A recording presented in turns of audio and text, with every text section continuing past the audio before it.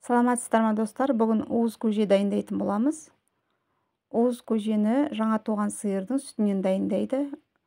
Сиырдың 3 күнге дейінгі сүті уыз болады. Сондықтан сол уызды жинап 3 күндік 10 литр кастрюльге құйдым. Алдын ала тарысын бір кесе, үлкен кесемен тарысын суға шайып, жылы суға бұқтырып қоямыз. Және шекерін дайындап қоямыз. Уыздың астында сүтін отын бәсеңдеп жағып қоямыз. Және үзбей ожаумен былғап тұрамыз. Егер ожауды 5 секундқа 6 секундқа ожауыңыз тоқтатып тастасаңыз, уызыңыз іріп кетеді. Сондықтан уызды істеген кезде, жасар кезде міндетті түрде ожаумен былғап тұруды үзбеуіміз керек. Одан кейін бұқтырылған тарымызды, жылы суға бұқтырылған тарымызды, жуылған, тазаланған тарымызды уызымыздың үстіне саламыз. Және сонымен бірге қантын саламыз. Қантты өздеріңіздің дәмдеріңізге қарай салуға да болады. Уызды әбден былғап тұрамыз. Себебі былғап тұрмасаңыз, уызыңыз шықпай қалады.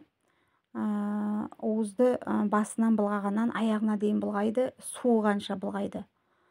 Ожаумен жақсылап былғап, сәл отты астын қаттырақ қосуға, қайтадан басып тастап қаттырақ қосуға болады. Сүті әбден пісіп, уызы қызғанша. Бірақ өте қатты қоюға болмайды, себебі уызға әлдеріңіз келмей қалады, тез қоюланып кетеді. Сондықтан біресе қатты, біресе жай астын бәсеңдетіп тұруға болады, қатты қоюға болады.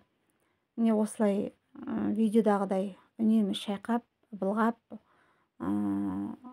сапырып тұрасыздар. Және сонымен қатар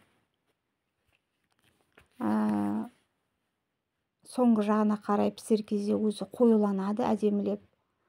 Қоюланған кезде астын сөндіріп тастаймыз да, ыстығы басылғанша былғай береміз. Әбден суып ыстығы басылған кезде былғауды тоқтатамыз. Себебі оған дейін былғамасаңыздар, ысы болып тұрған кезде тоқтатып тастасаңыздар, уыз іріп кетуі мүмкін. Уыздың істеу жолының бір ерекшелігі, оны тоқтамай былғау керек. Егер былғамаған жағдайда ол ашқан сүт құсап іріп кетеді.